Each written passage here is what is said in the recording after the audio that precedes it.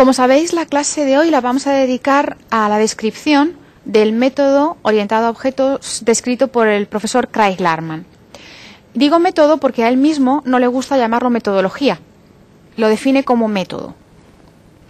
El método definido por Craig Larman es una versión reducida de uno de los métodos o de los modelos descritos en la literatura, de los más extendidos, que es el Unified Process o Rational Unified Process, que lo conoceréis como UP o como RUP. ¿Y por qué es una instancia o una versión reducida de este método? Como sabéis, ya lo hemos mencionado en otras ocasiones, el Rational Unified Process es un proceso muy abierto en el que se pueden seguir muchos caminos distintos para construir software.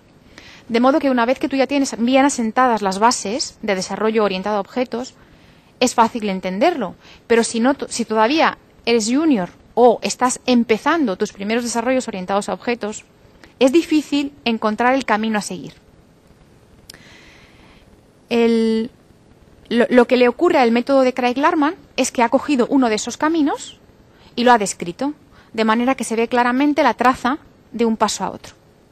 Y de manera más intuitiva te lleva a la construcción del software sin tener que pensar cuál es el paso siguiente.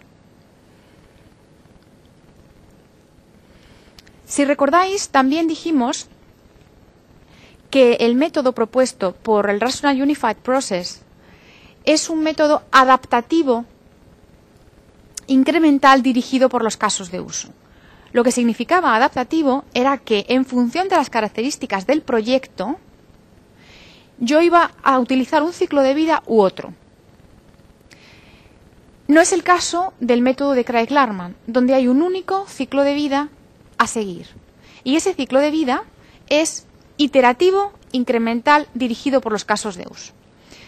Es iterativo porque seguimos la filosofía de divide y vencerás, es decir, cogemos el sistema en amplitud, lo hacemos trozos y lo abordamos desde el principio hasta el final por trozos. Es decir, aplicamos desde el análisis hasta la codificación y las pruebas en pequeños tramos de funcionalidad, es decir, en pequeños subconjuntos de casos de uso. En ese sentido es iterativo, en el sentido de que vamos iterando.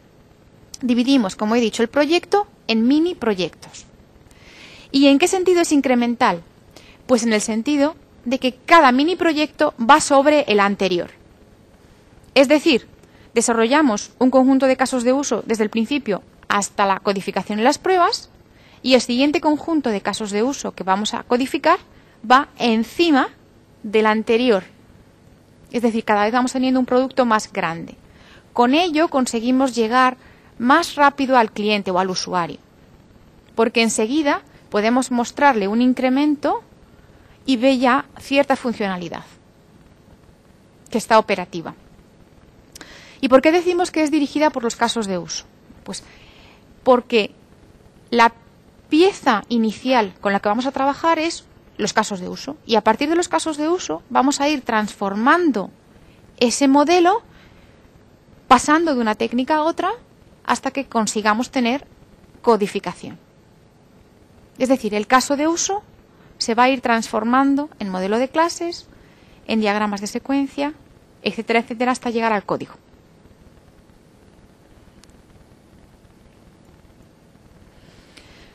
El proceso definido por Larman tiene lo que llamamos tres macroetapas o tres grandes fases.